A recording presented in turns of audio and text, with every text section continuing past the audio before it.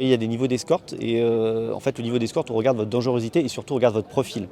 Il s'avère que cet individu avait un premier degré d'escorte qui a été augmenté en fait parce que je crois qu'il a tenté de s'évader.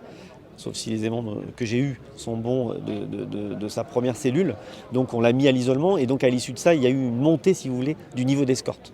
Mais au regard des éléments et au regard de ce qui s'est passé hier, avec n'importe quel type d'escorte, si on prend une équipe par surprise et qu'on les abat avec des armes de guerre, il est très difficile de pouvoir s'adapter à ce genre de situation.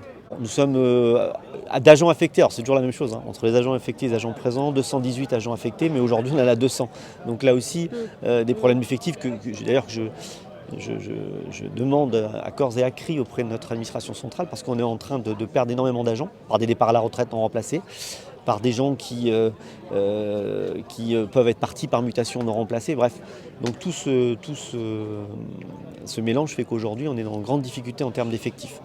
Il faut quand même rappeler que dans les départements d'outre-mer, les extractions judiciaires, la reprise des extractions judiciaires ne s'est pas faite. Donc c'est encore les services de police et les services de gendarmerie qui, dans nos départements d'outre-mer, assurent ces extractions de l'établissement pénitentiaire vers les tribunaux, vers les magistrats. L'administration pénitentiaire a à sa charge que les extractions médicales à l'heure actuelle qui sont assurées par des escortes pénitentiaires.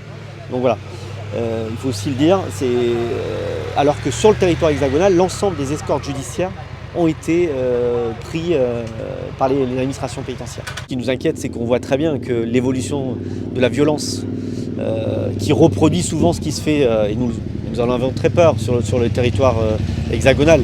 On le voit à l'intérieur de la prison, où on a des faits de violence de plus en plus récurrents, des agressions sur des personnels qui sont extrêmement violentes.